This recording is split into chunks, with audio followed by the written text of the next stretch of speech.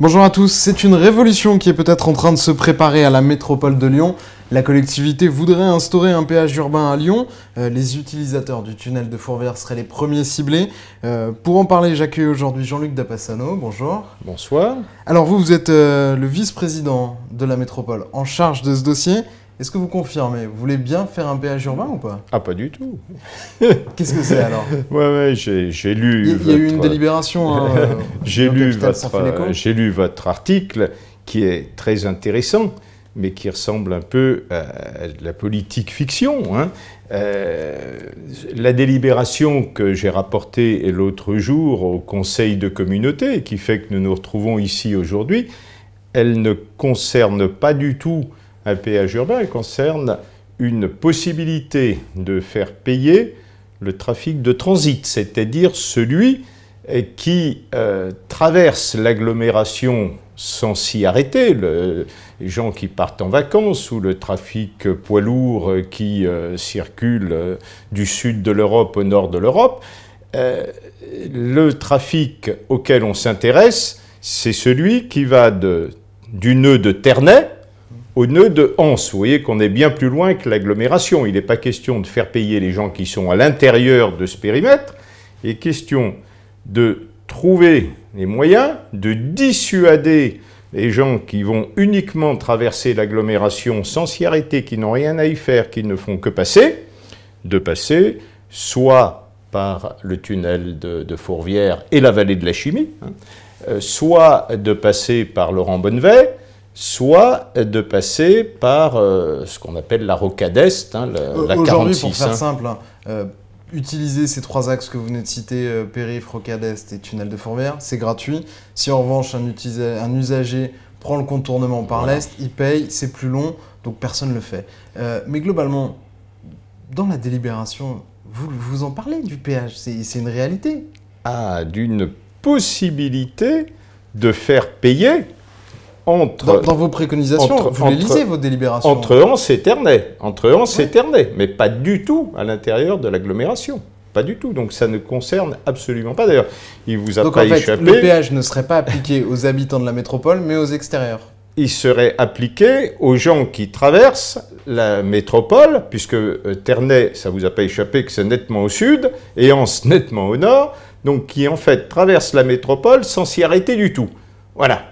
Alors après, vous me direz comment faire. Là, c'est justement le but de l'étude lancée par l'État et à laquelle nous amenons 50% de financement, la métropole de Lyon, de répondre aux possibilités juridiques, financières, techniques, de faire payer ce trafic de transit assez cher pour le dissuader de passer dans l'agglomération et de l'amener à prendre un contournement qui reste également à faire sur sa plus grande partie. En fait, ce que vous proposez, c'est l'inverse du port-salut, c'est-à-dire que vous faites un péage urbain, mais ce n'en est pas un.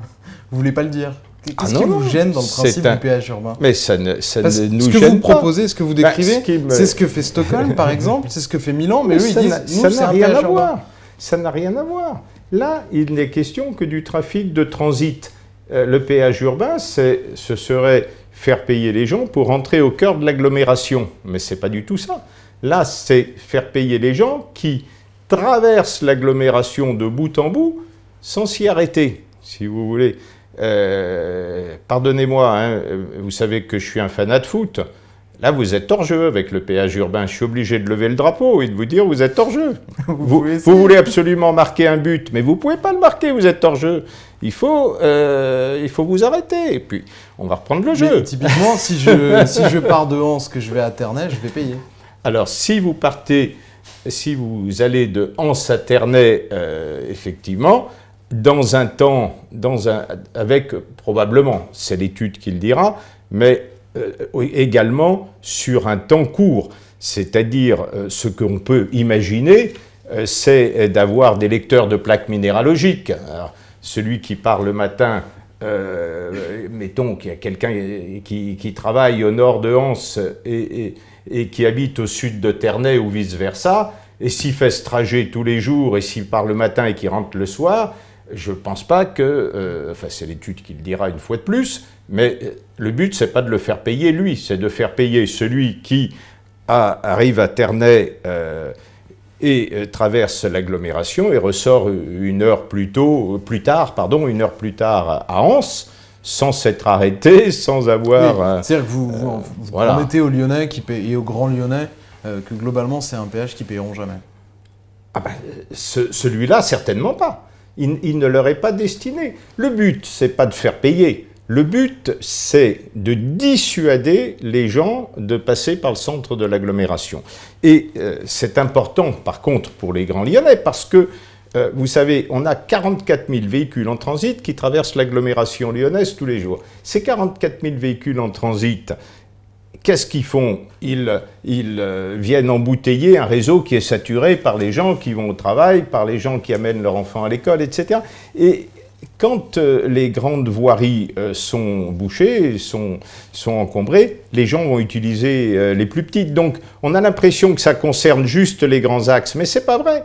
Ces embouteillages rejaillissent sur toute l'agglomération. On va avoir le temps d'en discuter encore un peu. On dit au revoir à ceux qui nous regardent sur TLM et on continue tout de suite sur lyoncapital.fr.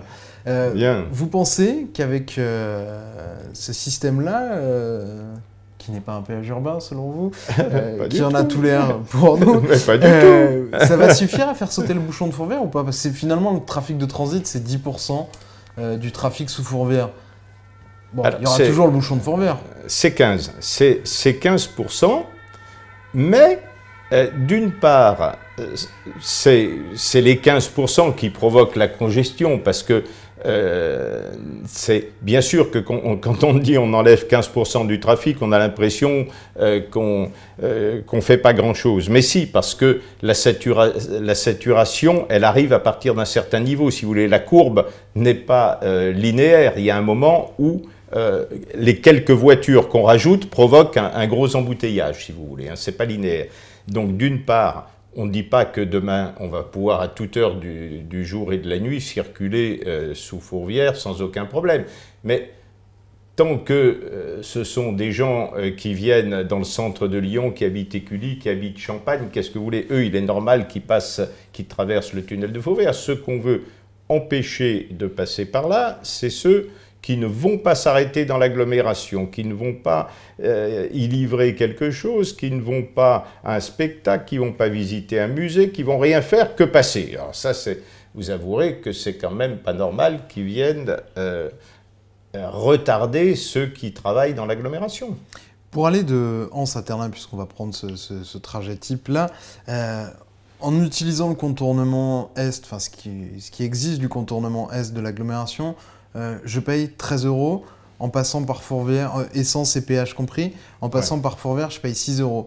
Ce qui veut dire que votre péage d'orientation, il devrait avoir un coût assez fort pour marcher. Il faut qu'il soit dissuasif, oui. Ça, c'est l'étude qui À partir de quel moment, à partir de quel prix on est dissuasif? Eh bien, écoutez, on lance cette étude justement sur lettre de commande du ministre des Transports, sous maîtrise d'ouvrage de l'État, parce que n'oublions pas que là, on parle de voirie État et que c'est l'État qui a lancé tout cela et nous avons accepté de cofinancer dans le cadre du contrat de plan État-région. Hein. Mais c'est l'étude qui va nous dire à partir d'où c'est dissuasif. Je pense que le prix ne sera pas le même d'ailleurs pour les véhicules légers, pour les poids lourds, etc. Vous avez un ordre d'idée? Non, je n'ai pas d'idée. Il faut que... Franchement, la personne qui se trouve... Vous essayez de nous faire croire que vous jetez une bouteille à la mer et que vous dites on verra bien ce qui va arriver. Non, parce qu'on a 2 ans d'études. On a 2 ans d'études devant nous. Non, honnêtement, ce serait mentir que de donner des chiffres.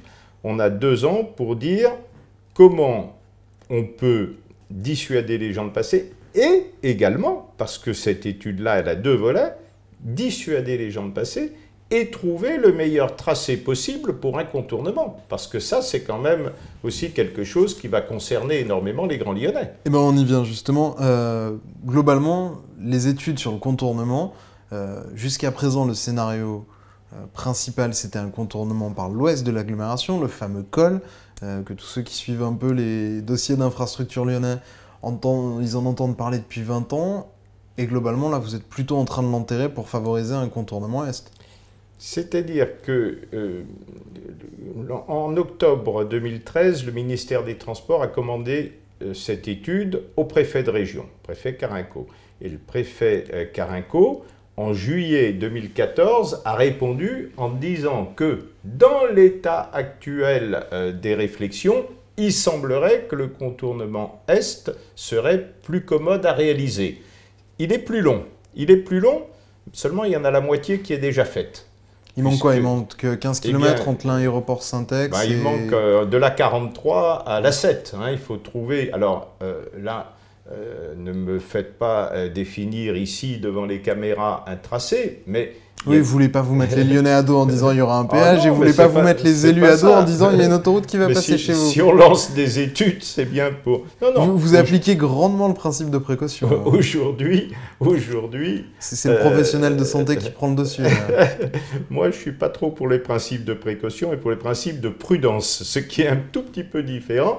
Aujourd'hui, on imagine par exemple que, vous voyez, je me jette à l'eau, qu'au sud de la 43, il y a certainement une voirie à trouver, et puis qu'à un endroit, on peut élargir la 46 sud, le contournement est de Lyon, sur une portion, et puis faire un shunt plus au sud, au niveau de Ternay. Aujourd'hui, par exemple, c'est des scénarios qui ont été envisagés par l'État. Je rappelle quand même que ce n'est pas la métropole qui va décider. D'ailleurs, il ne vous échappe pas que tout ce tracé dont on vient de parler se trouve hors métropole et que c'est donc l'État qui va décider, parce que Saint-Exupéry c'est hors métropole, Ternay aussi. Hein. Donc il semble quand même assez logique d'envisager peut-être un tracé qui pourrait rejoindre la 43 à la 7, et on voit bien que ça manque aujourd'hui.